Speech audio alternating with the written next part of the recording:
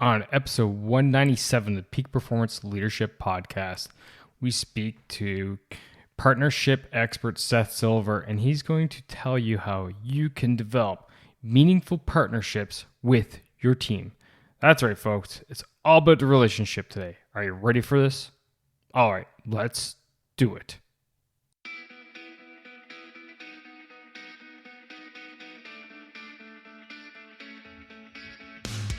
Welcome welcome all to the Peak Performance Leadership Podcast, a weekly podcast series dedicated to helping you hit peak performance across the three domains of leadership.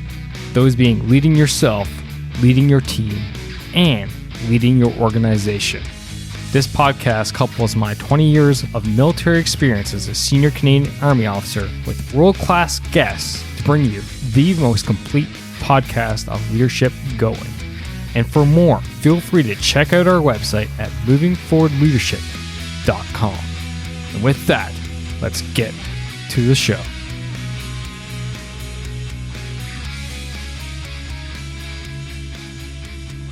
Yes, welcome. It is your Chief Leadership Officer, Scott McCarthy. Thanks for coming out to the podcast. Whether you're a long-time listener or your first time, you are welcome. It's great to have you here. And I can't wait to bring yet another show for you today. But before we dive in, if you've been listening to the show in real time, yes, I'm going to talk about it again, and that is the upcoming Leader Growth Mastermind. And why? Because you, the audience, have been asking for this. People want something new where they can talk to other leaders face to face, an environment where you're not going to be judged or criticized or feel like let down, feel unsafe. No, you are going to be coming to an environment where you can talk with other leaders about your troubles, about your challenges, about your fears and your feelings and all that stuff, and really start honing your skills, start owning your craft, becoming the best leader that you're meant to be. And on top of that, you'll be getting access to myself. The Leader Growth Mastermind is coming, ladies and gentlemen, coming Q1 2022. Can't wait to launch this thing with you. Yes, there will be a cost to it, of course. You know how these things roll, but I promise you it will not be exuberant. So, what do you need to do to keep in the loop of what's going on with this? Just go to movingforwardleadership.com/leader growth, and that's going to bring you to the link. Sorry, there's a hyphen there. Leader-growth. And that URL is going to bring you to a mailing list, which you can then go ahead and punch your name in. And what that's going to do is going to keep you up to speed on everything that's going on. I will let you know when it's open. You'll be the first to know if you're on this list. And yes, for this first iteration, space will be limited. So get on that. Again, that is movingforwardleadership.com/leader-growth. All right, let's talk about today's episode. That is creating meaningful partnerships. Why? Because as leaders, we thrive in partnerships. We succeed with meaningful partnerships. If we don't have these things, we're in fact not leaders.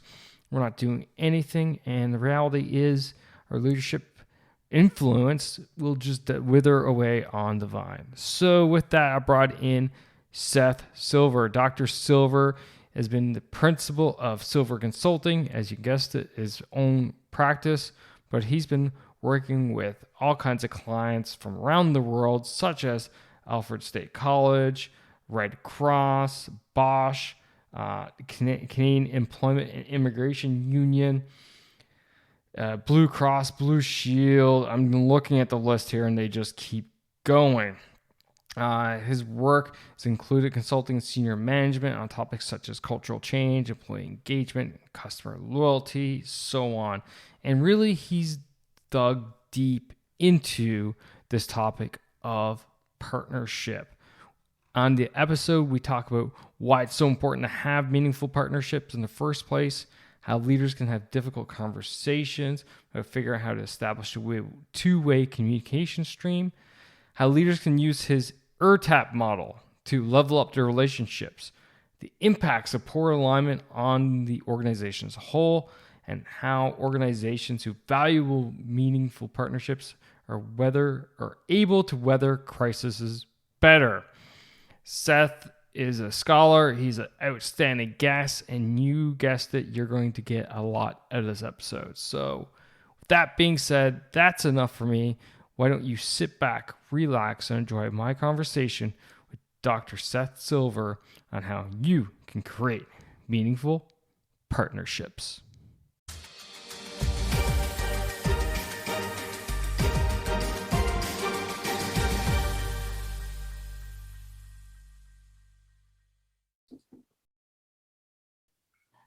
Seth Silver, welcome to the podcast. So good to have you here. Thank you, Scott. Great to be here. So we're talking about your new book, Co-author book. I was going to give you all the credit, but you're very humble. You're a humble leader, so that's a good sign already. Meaningful partnership at work. So let's dive straight in. And why is even meaningful partnership important in the first place for the leaders out there listening? So we define meaningful partnership. Let's maybe start with a definition as an elevated state of connection, cohesion, coordination, and collaboration. So the 4 C's: connection, cohesion, coordination, collaboration. And we had a lot of conversations, Tim and I, the co-author and I, about the word meaningful. And at the time we were writing the book, Supreme Court Justice Ruth Bader Ginsburg had just passed away, and the obituaries were coming in and the TV specials. And it was said that she led a meaningful life. And what they meant by that, obviously around women's rights, was that her life stood for something. It went above and beyond. It had significance. It had impact. It had legacy. And we thought about that, and we said, this is really what we hope work partnerships can be. I mean, everyone, actually, I know you read the book or read the first part of it, everyone has work relationships, right? But some of those stand out. Some of those are significant. Some of those make a difference in your career and to your sense of, who you are at work and what you do and how you feel about yourself. And the ones that stand out and are extraordinary, we view them as meaningful because they have that legacy and impact and significance. So we start with this as the goal. Meaningful partnership is the goal. We have an underpinning model. We call it ERTAP, E-R-T-A-P. I don't know if you're going to go there in your questions, but I'll just jump ahead a little bit and say that that's our model, which stands for empathy, respect, trust, alignment, and partnership. And we feel very strongly these are sequential. I think they are mutually reinforcing and synergistic, but they're also sequential, that with higher mutual empathy comes higher mutual respect. And with higher mutual respect comes greater trust. And with greater trust over time, if you have empathy, respect, and trust, you get to alignment, which leads to a state of partnership, which then is elevated to meaningful partnership. And then we have a process that creates those conditions, and that we call a workplace covenant. And perhaps you're going to ask, more questions about that. But that's that process of talking about what would it take to support you. Like if you and I have a meaningful partnership and we are working collaboratively together and we have interdependence and we're doing something over a longer period of time. So we have an important work relationship. And to make it a meaningful partnership, we've got to start with that conversation. And the conversation is, what do I need to do to help you feel supported and be successful? And you in turn have to talk about what you're going to do to help me feel supported and be successful. So with a manager and team, this is really, in some ways, a unique conversation that doesn't happen much. I think a lot of times managers assume the role as manager and they take over the team. And some of them may do some team building. Some of them may ask the question perfunctorily, what do you need me to do for you, or what do you expect from me? But mostly it's the manager telling the team what they need to do to make things, superb. It's kind of a one-way street. And what we've noticed in our consulting, and I've been doing this for 20 plus years, is that a lot of teams and individuals get frustrated at work. They get frustrated with their boss because they don't feel supported. They're not getting appreciated. They're not getting the opportunity to use their skills. They feel like they're spinning their wheels. In the book, we call it the dreaded 4Ds. You heard the 4Cs before. we think there's a lot of ailments in the workplace that are a result of the 4Ds, and those Ds are dissatisfaction, disengagement, despair, and departure. And they were certainly prominent before COVID with the alienation and anxiety and isolation of COVID. I think those things intensified, and now with the economy kind of trying to figure out where it's going to land, I think those things are even more the case. People are feeling dissatisfied. So you have employees who are dissatisfied. They have managers.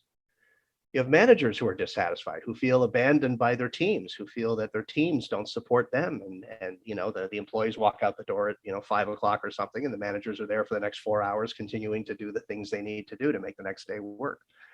So this two-way street of frustration is actually pretty common. And so we wrote this book with the idea of helping a manager and a team realize that they are in the same boat together. They're rowing, maybe you read the metaphor about two in a canoe. They're in that canoe together, and they're not going to go anywhere until they realize that they're mutually interdependent and they're both responsible for the success of the relationship and the quality of output.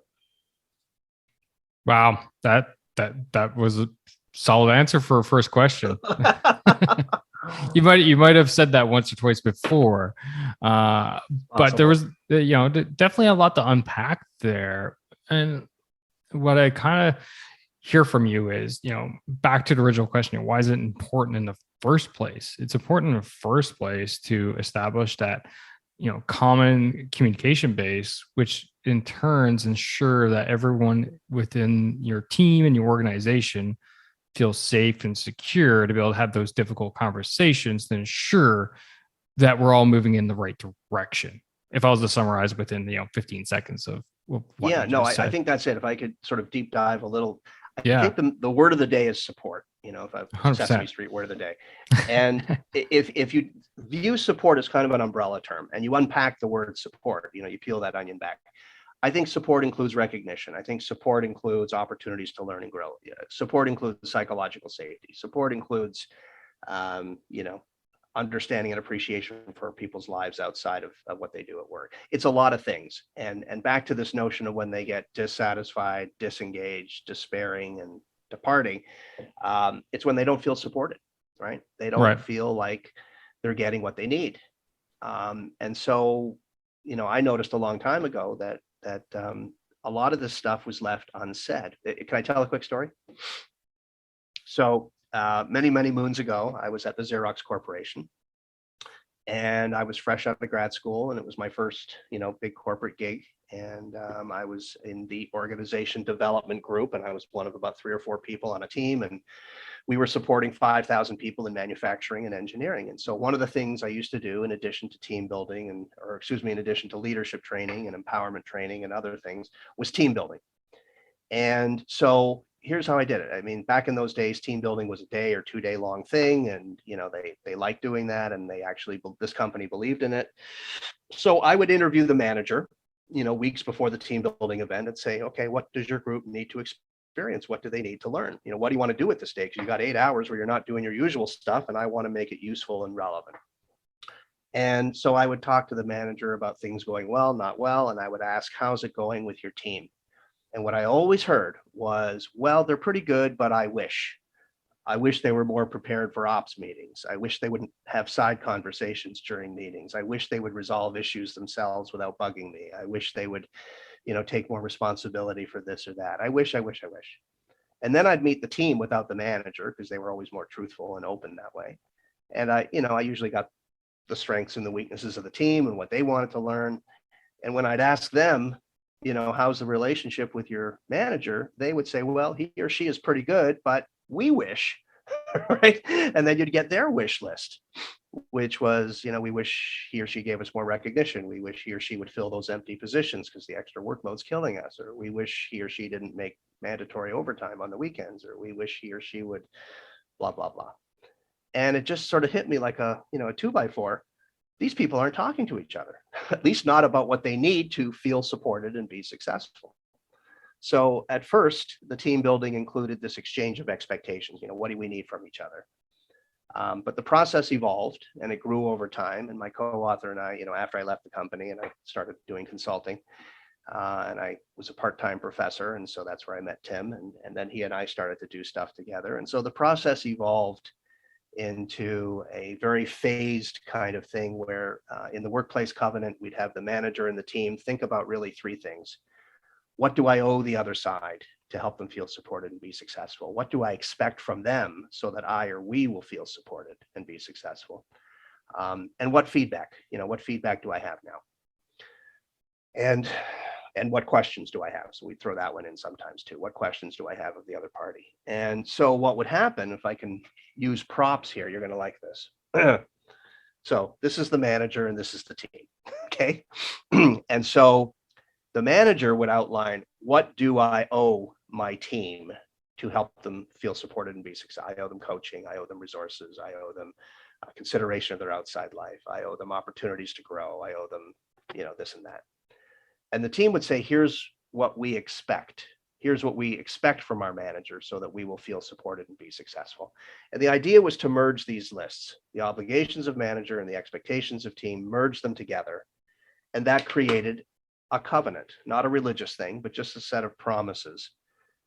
And then we switched, right? And then we switched. Then we'd have the team talk about what they owe, and the manager would outline what he or she expects from the team. And again, we'd merge those lists. And so these covenants were written documents, usually 8, 9, 10 items long. And the idea was to reflect on them from time to time, to give each other feedback on the thing from time to time. The team would rate itself and share that rating, and then they would rate the manager and share that rating. And the manager would rate him or herself and then rate the team.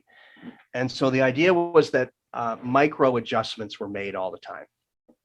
When a plane flies, it doesn't just fly at 36,000 feet, for 3 hours and then drop, right? I mean, it's constantly going up and down based on the weather, based on the winds, based on the runway that's available. It's making micro adjustments in its flight.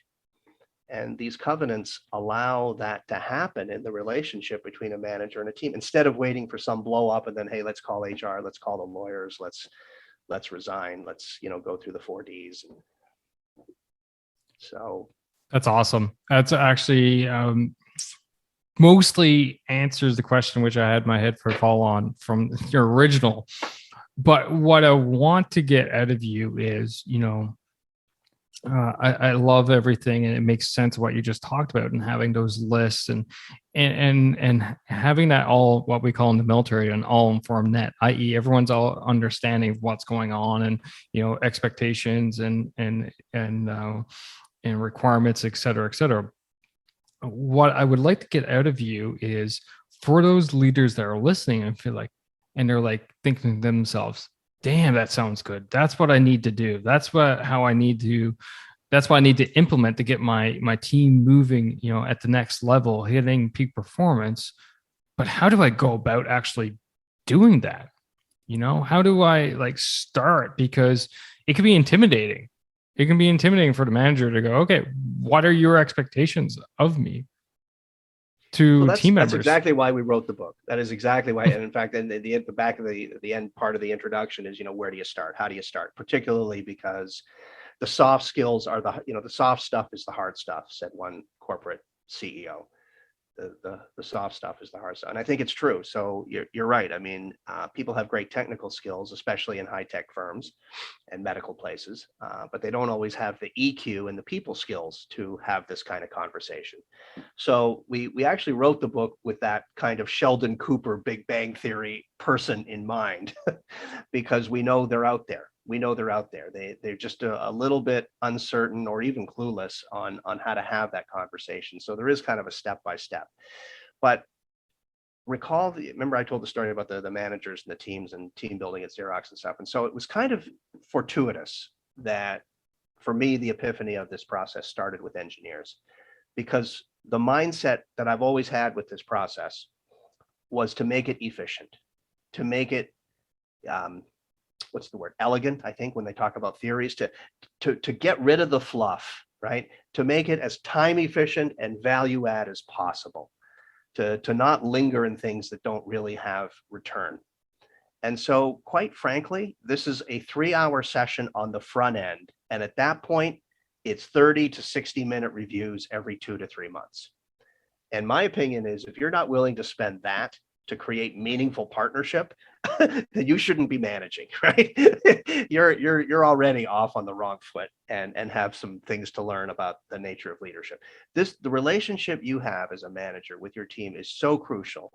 I mean, there's a ton of empirical research that says that relationship with the boss is the one that affects performance and morale and retention and quality and error rates and creativity and all kinds of things that have been measured that really come down to how high is the quality between the manager and the individual employee or the team. That relationship is arguably the single most important thing.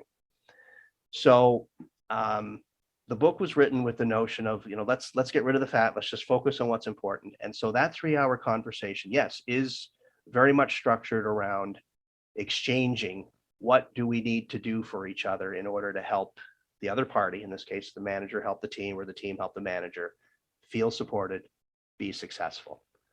And discussing those items. And where those matches don't happen, so remember I said the expectations of the team and the obligations of the manager. Well, you compare and contrast, and there's going to be outlying things, right? The manager might have an obligation on his list that says, I'm going to help you get visibility and I'm going to offer opportunities for you to present to the levels above and improve your career by exposure. That's nowhere on the team's expectation list. But the team says, oh, that's an interesting obligation you've got there, boss. Actually, we appreciate that. Please keep it on. But we have this expectation that you don't have. We have this expectation that you will fill those open vacancies or be considerate of our outside life. And that's nowhere on your obligation list, but that actually is quite important to us. So that discussion is really important about what it takes to help the other feel supported. And it becomes the basis of self-feedback and other feedback. So to your point, how do you have a conversation? You follow the questions. I think a third party is helpful, but not necessary. We wrote it with the notion in mind that a manager could kind of pick this thing up and sort of look at part 1 and part 2 and part 3 and say, okay, I can do this. This is like running a meeting. I pose a question to the team. I give them a few minutes to think about it and generate an answer, and they come back to me and I share my ideas with them. And, I think most managers are fairly comfortable facilitating a meeting. And in some ways, that's all this is. It helps to document it. And we talk about a signing process. So these covenants are signed. So I don't know if that kind of answers your for question. Sure. And to add on, I think it takes one, a lot of humility, and two, dropping your ego as a leader to be open and transparent. So kind of back to a bit of what we talked about earlier, you just got to make that safe environment for you to say, okay, guys, what is it that you expect from me, to make sure that I'm on track. In order for me to help you, I need you to help me to help you. Help, right? That right. Whole back and forth thing, right? So no, for sure. I fully agree, and I like the process, and I think the documentation I feel sometimes gets a bad rap, but at the same time, some people are like, oh, we over document. Like, yeah, we over document the stuff that we shouldn't document. But I think this is actually one of those times when we should document that, so you can go and right. You can go and look, have pin it up on your board next to your desk and go, crap. So my co-author and I have a covenant, right? I mean, we started to write the book and we realized, oh, gee, maybe we should have the covenant that we're talking about in the book. And we created one. And I said to Tim, okay, what do I need to do as your co-author and also partner in consulting and other things that we do together, because we write articles and we do consulting gigs and obviously the book. And, I posed the question, what do you need to do to help me feel supported? What do I need to do to help you feel supported? So we compared our lists. Now, we literally wrote the book on it, so it didn't take us 3 hours. It took us about 30 minutes. But, I came up with my list and I signed it. And, relative to my co-author, it's things like recognize his other obligations, involve him in planning, especially on issues of money, keep work out of the weekends, recognize his role as a co-consultant, be open to his input, feedback, and changes, pay his invoices in a timely way, because he invoices me for consulting work. honest communication, be clear, direct, continue our synergy, fun, and enjoyment, and keep our commitments and promises. I mean, so it's the list of things you would expect two people who are working closely together in the kind of way that we are to have. And he obviously has a similar list, but it's got some differences because there's some things important to me that aren't important to him. And we review it, and it provides the guardrails, right? So when we do have challenges around a financial thing or a difficult consulting assignment or obligations with respect to promoting of the book, we can kind of look at that list and say, okay, here's what's important for him, or here's what's important for me. Love it. Absolutely love it. You're not just, you're practicing what you preach. You're walking the walk as you talk the talk, which is what we need more in today with the leaders out there. Now, I kind of want to boomerang back. You talked a bit about your model, right? The ERTAP model. Mm-hmm. So can we get a little bit deeper dive into that? So, exactly what is it used for? You mentioned it's, it builds on itself. So how can the leaders look at, their current partnerships that they have within their teams? Maybe they're a greater organization. Maybe this is with coworkers, vice team members, subordinates, or maybe it's with their superior. How can they look at, those relationships they have with this model and go, okay, now how can I level these up? Yeah.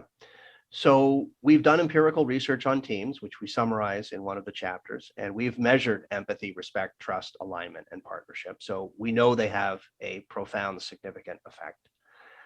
Recall that those 5 elements, or 4 elements really, empathy, respect, trust, and alignment, are the things we feel are necessary to create meaningful partnership. Let me use an analogy.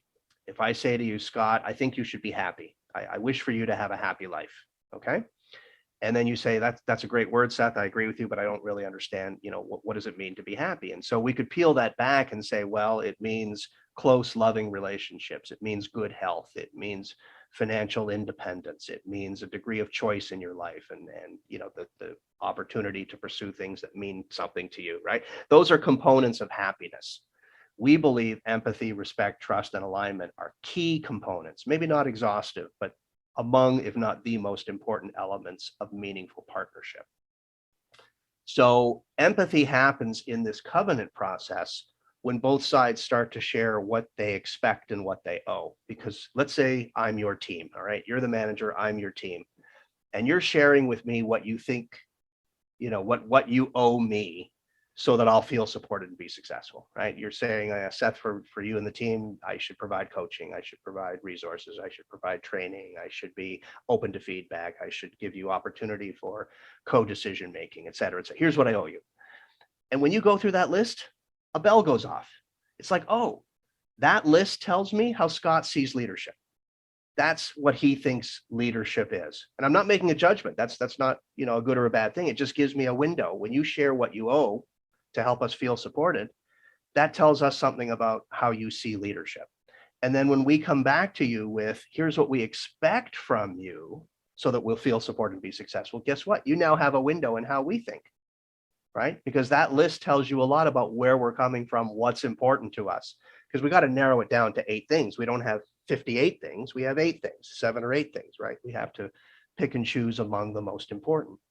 So there's an empathy growth, an empathy thing that happens there because you're now understanding more where we're coming from and we're more understanding where you're coming from. So that's the beginning. Respect. The theories will tell you there's 2 kinds of respect in the world. There's owed respect and earned respect. Maybe you've heard those. I mean, owed respect is holding the door open for someone and please and thank you and courtesies you'd extend to anyone. Earned respect is over time, I respect your skills. I respect your unique background. I respect where you went to school. I respect the talents you have. I respect your insights and your contributions. So those are things you uniquely have earned. And so as you work together from hopefully a greater basis of empathy, you behave your way into earned respect. And then over time, we believe with higher empathy and higher mutual respect comes higher mutual trust. I now trust you. I'm willing to be vulnerable around you.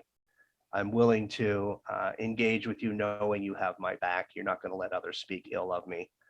You're going to keep your promises. So there's, an enhanced level of trust. I think Covey talks about the bank account of trust. You've probably heard of that.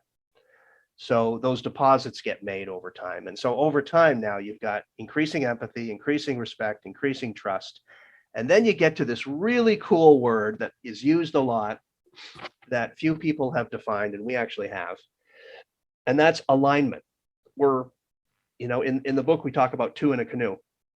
And we talk about that rowing, because you can imagine in a canoe, I know you've been in one, right? If one person's got a really powerful stroke and one person has just kind of a light stroke, what's going to happen? That canoe's going to go in circles, right? Literally, it's going to go in circles, right? One strong rower, one weak rower. Or if you're both on the same side and not on different sides, again, you're going to go in circles. So you have to be aligned. The stroke has to be the same. The timing has to be the same. You have to know where you're both going, etc. There's expressions we have that connote alignment: singing from the same songbook, rowing in the same direction, simpatico, we're in sync. We have all these words and expressions that mean we're moving as one, right? And that's a hard thing to achieve, but when you achieve it, that's what makes for a great team, and that's what makes for success. I think I see a blue thing there, and I know the Canadian background. You can pick a hockey team, right? A hockey team has to be aligned or they're not going to work, right? That pass of the puck has to be. If you're going to pick a hockey team, you have to pick Montreal, not Toronto. Just saying. Oh, absolutely. I'm a Habs fan. Absolutely. Yes, I know there was a reason why I liked you. I hope I haven't alienated half of your audience now. And they were aligned during the playoffs, and they're not particularly aligned now, but let's not digress too much on that. So this word alignment is critical. It's a magic state of where everyone understands and agrees on the same goals, the same processes, the same priorities, and everyone's willing to take one for the team. And it's important that the manager and team be aligned, because sometimes the manager has his or her own agenda, right? And that's where teams really get frustrated. Oh, the boss is just in it for himself. The boss is just chasing his bonus. He doesn't really care what happens to us. He just wants to hit those marks so that he can get a payout in December, right? Or the manager thinks the team doesn't care. The team is not in this with me. The team doesn't have my back. They can leave at 5 o'clock. Their ass isn't on the line. I'm the one who's accountable. I'm the one who's going to suffer the consequences. They can go on their merry way. And, those two things suggest a lack of alignment, a lack of commitment, and an absence of real partnership.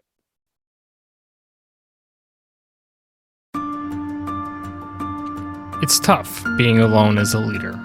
You're often in situations where you're not sure where to go. You're not sure what's the best decision. Yet, as Colin Powell once said, it's lonely at the top. And reality is, it takes time. Sure, you can read books and listen to podcasts such as this one, but nothing beats experience. But who has time for experience when you're at a situation right now that requires experience to lead yourself, your team, your organization through? That's where coaching comes in. You see, coaching enables you to unlock the experience in others. Right here, right now, you have 20 years of military service plus 150 plus episodes of interviews and topics and research sitting at your disposal. So what are you waiting for? Are you ready to level up your game, become that leader that you know you're meant to be? Are you ready to go to the next level? If so, drop me a line, scott@movingforwardleadership.com, or swing by the website and book a discovery call through movingforwardleadership.com/book. And let's get you moving in the right direction, leading better, leading more effectively today, right here, right now. Starting off with leading yourself. And then let's focus on how you can build your high-performing team to drive your organization's output higher, faster, harder today. Not next week, not next month, but today. All right, folks, That's it. Now let's get back to the show.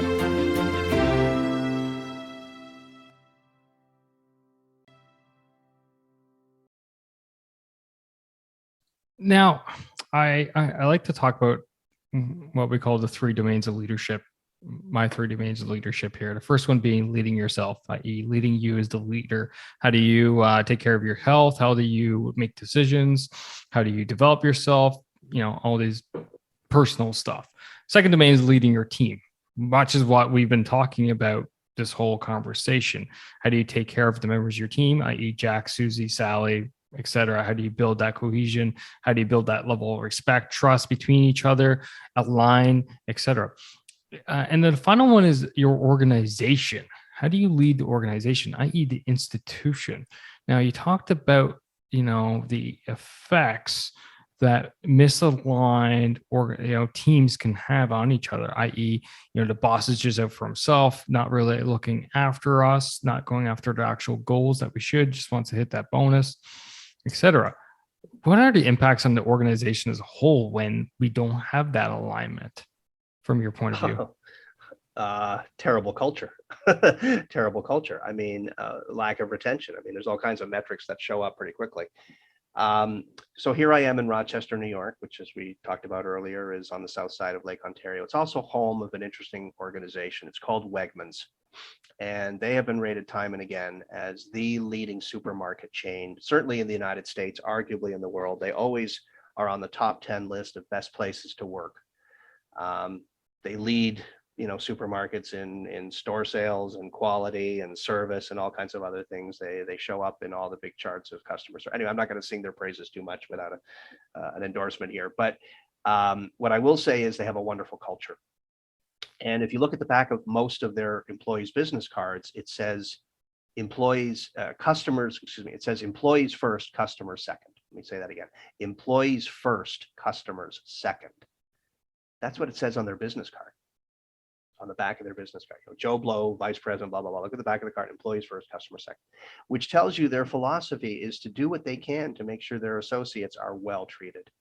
And I used to teach a graduate program in human resource development. I did that part-time for 14 years. So I had a parade of students and several worked for Wegmans, and I've kept touch. And so I've talked with them about, what some of their HR practices are. And they are very strong on the HR side, and they have very clear, high standards for what they expect of their managers. Their managers have to check in with employees on a weekly basis. They have to have meetings often. They have to know the morale of every employee on their team. They have to know the names of the significant others and children of their employees and important dates. They do all kinds of celebrations. They're in training quite often. I don't know how many weeks a year, but it's measured in weeks per year, not hours per year. And they're constantly rotating, and it's a wonderful environment. I've known many people in the HR role there, and they love it. People just sing all that stuff that they promote, it's true. It's a very highly engaged workplace. So back to your question, culture. I think there's 2 kinds of culture in the world, in organizations. There's culture by default and culture by choice. Wegmans has made a culture by choice. They've asked themselves thoughtfully, what do we want the work experience to be like here? And what do we want our customers to experience? And our partners and vendors and other things. They've consciously thought, what's the experience of being with us, either as an employee or a customer? What should that be like? Everyone else, I think, is customer default. The airlines have a terrible experience because I don't think they really care how they treat their people and how they treat their customers. I think most organizations are culture by default. So you ask what happens. I think if you don't care about the relationships between managers and teams, you'll end up with this culture by default. And it's got a lot of problems. Excuse me. And I think people go through those 4 Ds. Let me come back to that. I think if they don't feel supported over time by their manager or by their coworkers, they start to feel dissatisfied. And if that goes on long enough, they feel disengaged, which, as we know, is that state of not really caring and kind of looking around passively for another job, and you're not fully present and you're not giving it 110%. You might give it 100% on some days, but most days you're 80 or 90 or less. And if the disengagement goes on long enough, I think you enter a state of despair where you begin to feel you're wasting your life. You're spinning your wheels. You're in a place where no one cares. You're not going to grow. You're not going to get better. it's not going to get better. The behavior of the people who are not supporting you is not going to change. And you get kind of depressed. And then you depart. And I know in the economy in the US right now, there's a lot of people departing. Post-COVID, the economy is such that people can find other opportunities or they can work from home. What do they call it? The Great Resignation is ongoing. Right. So I think it's really incumbent now more than ever for organizations to say, okay, we better create this culture by choice, this culture by intent, and decide what we want the experience to be like. And so I think this covenant process helps you at the unit of one manager and one team at a time. It's not a fix for the entire thing, but over time, one team, they all have these covenants. You create a sense of psychological safety. The covenants enable praise, by the way, and recognition. They create an environment where grudges don't happen because you're actually giving feedback to each other at least every 2 to 3 months, and you're raising issues before they fester for too long, and you're resolving them, and you're making changes to address them. So I think one of the other positive things that comes out of a workplace covenant is grudges don't happen as much. Have you noticed in the workplace, there are some people who just carry this baggage and these grudges? Oh, he screwed me 3 years ago. I'll never work with him again. I don't trust him. There's a lot of people like that, way more than you think. We could go off in a direction about psychological illness or mental health, but I'll just suffice it to say that there's angry people in the workplace and people who have felt hard done by or chip on shoulder. And it's because these things are left unaddressed for so long. The opportunities for apology or cleaning the slate or hitting reset don't happen. And people may still have to work together, but they still carry those hard feelings from way back. And so when you have a workplace covenant, I think one of the side benefits is that at least every 2 or 3 months, you wipe the slate clean. You do these covenant reviews and you say, hey, let's look back over the last 2 months and give each other feedback. What worked, what didn't, how can I support you more? How can you support me more? Okay, guess what? Everything that happened in the last 2 months, we forget about it. Let's move on. Now we look at the next 2 months going forward, and we'll review that in 2 months' time. And you just kind of take it 2 months at a time or 3 months at a time between reviews. And I think it allows people to have a greater level of psychological health. No, that forgive and forget can move on. I really like what you had to say there. I'd like to go back to something you mentioned earlier and saying, it's obviously not a fix all solution. It's not a Band-Aid, but it's not the fix all, it's not the thing that will solve all the problems in organization. But as you explain it, the way I look at it is like, these are building blocks, right? You establish, this great partnership with your team, and the rest of your coworkers do the same with their teams. Building blocks are set. Foundation level is set. You establish these covenants with your coworkers, next level foundation gets set, and it just builds on. And suddenly, you have that high performing, teams, you have high performing teams. And then you have, as you mentioned, Wegmans of a high performing organization where it's recognized year in, year out with a stellar culture, a magnetic culture. Right. And becomes that culture. So what I would like for you to discuss, probably as we're slowly starting to wind down here, what I would like for you to discuss before we wrap up is the effects that, how organizations who operate in this manner are able to weather these storms that we've seen as of late, the impacts of COVID-19 on it, the impacts that we now see with the Great Resignation that's ongoing. How do these organizations that value meaningful partnerships within it, how are they able to weather these storms? So let me take a story from the book. And it's the story of Marie, and she was the director of a business services team.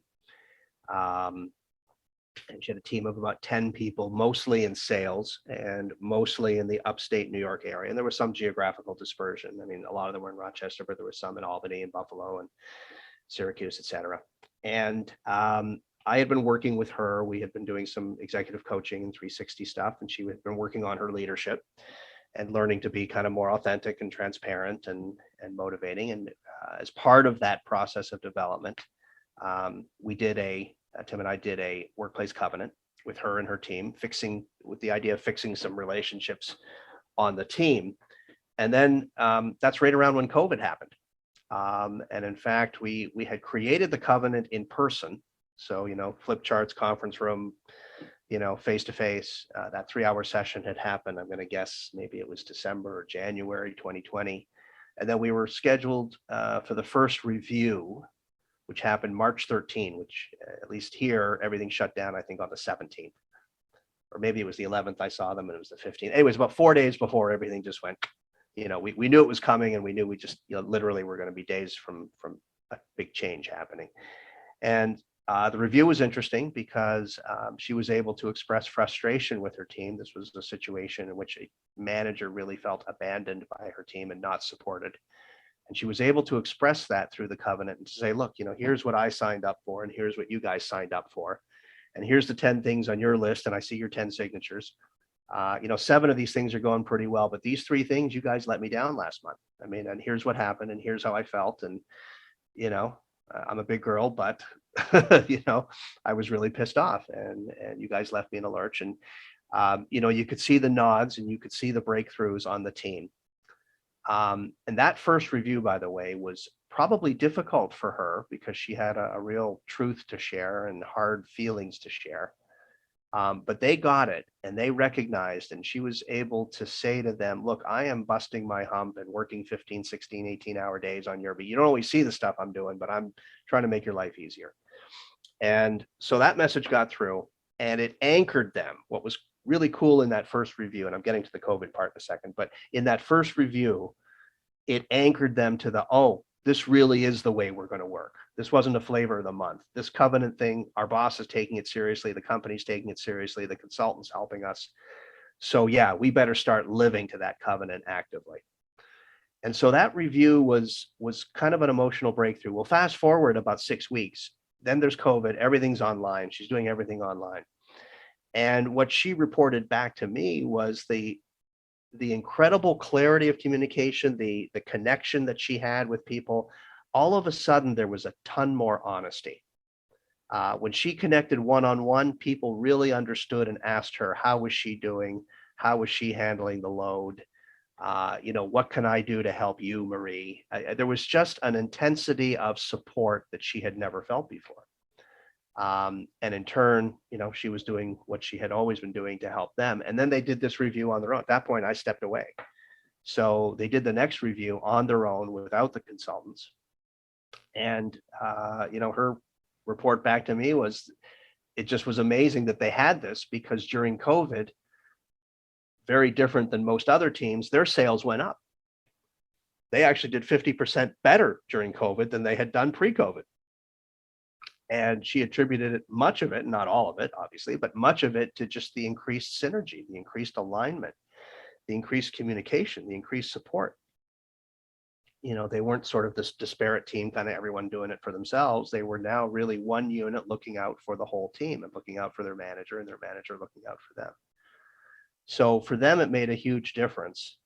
And having that set of promises to each other that they really took seriously allowed them to have the resilience, I guess is the right word, to, the energy to get through it, to the feeling that others have your back. You're talking to an Army guy, and when you say that feeling that others have your back, that's what we operate towards, because long story short, right? Who's got your 6? Who's got your 6? Long story short, when we run operations, the high risk of life. So you got to make sure that your team is operating at that point. But same time, I was given a presentation to a group of business students, and I said, and I'll wrap this story up fairly quickly, but ultimately I said, end of the day, what we do in the Army is very similar to what you guys do in the business world.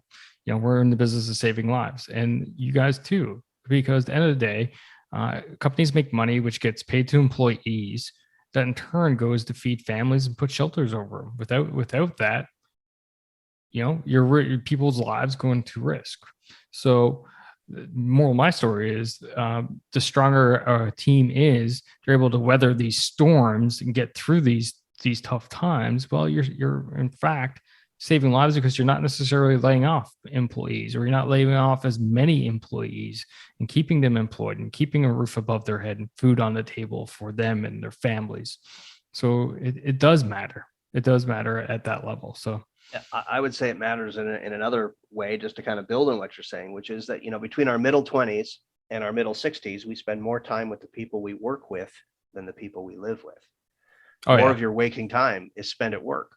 I mean, right. it really is a second family, for better or for worse.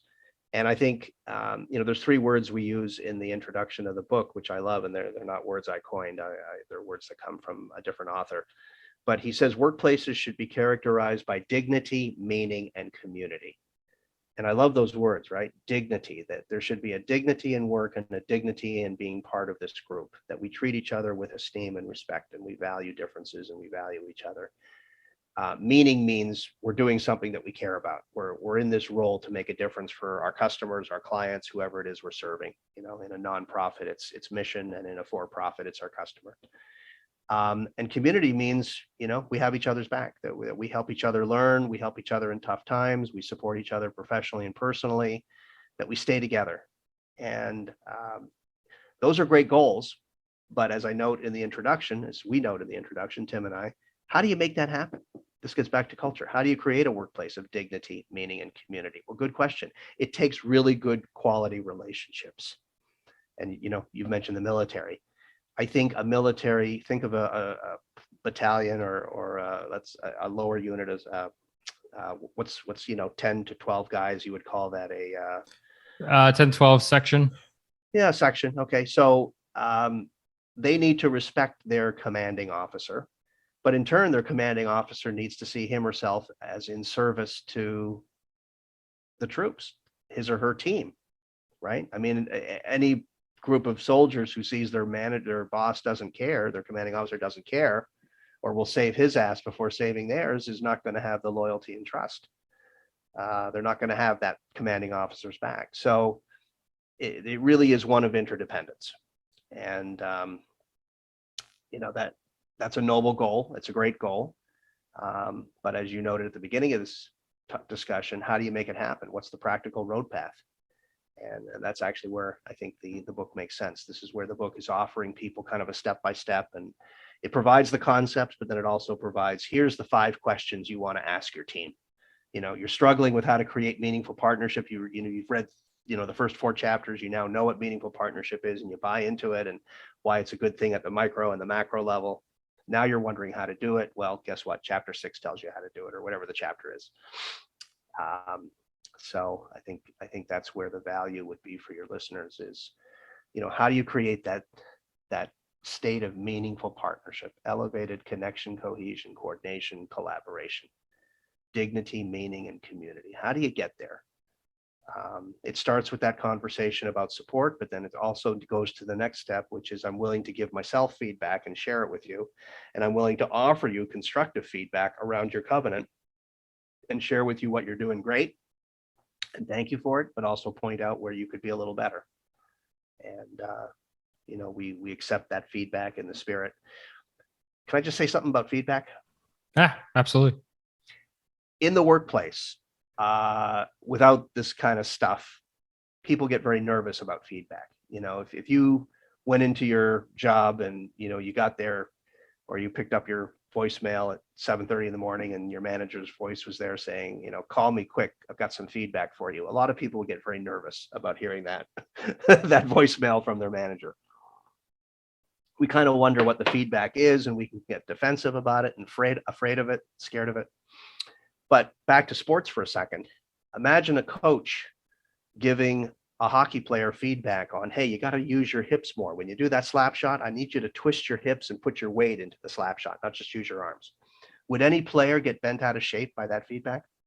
Would any player say, you're embarrassing me? You mean I don't use my hips? Right? I mean, any sports person will accept coach feedback willingly, eagerly, hungrily, because they know it makes them into a better player. And if they're a better player, their team has a better chance of winning. That's the mindset that the workplace covenant can bring. I'm hungry for your feedback because I know if I live to that covenant, I'm a better performer we're a better team, we will all do better. And so you become eager for that feedback and not defensive about it. And I think that's the other promise that the workplace covenant process has. I absolutely love that. And in fact, I'll pile on to your example there, and going with someone who you and I probably both know quite well and are very fond of is Carey Price, arguably the best goalie in the world. Guess what he has? He's a goalie coach. Of course. And I guarantee you that goalie coach is not necessarily as good of a goalie as Carey Price is, because Carey's arguably one of the best goalies of all time. But he has someone who has an objective eye that can point out the little consistent little errors that Carey's making in his game, and areas where he can improve his game, right? That from a different angle, and that is feedback. And absolutely right. And he takes it and works with it constantly. So the famous world's greatest goaltender. Yeah, the world's greatest goaltender, and Michael Phelps, one of the world's greatest, or arguably the greatest swimmer with golds or something. Yeah. Right. Every great athlete, every great team has a great coach. Exactly. And I think if we can create a world where the culture of the organization is, supervisors are supervisors, they have their managerial duties, but they also have coaching responsibilities. And if you can look at it through that lens, it becomes a lot easier to digest. One more thought, if I may. Shoot. In the introduction, we take great pains, and I don't remember what page it is, but it's about 5 or 6 pages into it. We make clear this book is not a leadership book, because it's not a prescriptive for it doesn't say here are the 48 things that great leaders need to do or that you need to do as a leader, nor is it a team workbook, as some books have come out and said, here are the 18 things that great teams should do. But rather what it says is you will be a better and greater leader if you ask your team, what do they need from you? And you really listen to it, write it down, sign it, and agree to live by it. And you'll be a much better team if you ask your manager, what do you need to do for that manager's success? And you write it down and sign it and agree to live to it. And so that's kind of an interesting thing. I think I saw somewhere that you're into martial arts, so you're going to like this analogy. I think I too did martial arts and still do. And if you've ever judged sparring, okay, when two people are sparring in a competition, as I have done, there's fighter A and fighter B. And if you're a judge, you know that if you only look at fighter A, you'll miss what fighter B is doing in terms of kicks and punches. You just won't see as much of it. And if you focus on fighter B, you miss what fighter A is doing. And so as a judge, you learn to look in the middle. You learn to look in what's in between fighter A and fighter, because only then will you see the fast kicks and punches and be able to say this one scored first and know where the point. And so the book is about what's in the middle. The book is not actually about what leaders need to do specifically or what the teams need to do specifically. It's about that space in the middle in terms of how they interact and what they do to help the other side feel supported and be successful.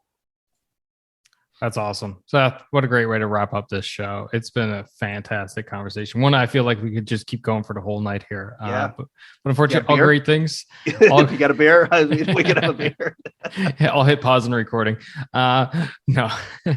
But, all great things must come to an end. But before we wrap up, we got 2 last questions for you. And the first of those 2 being a question I ask all the guests here at the Peak Performance Leadership Podcast. And that is, according to you, Seth Silver, what makes a great leader?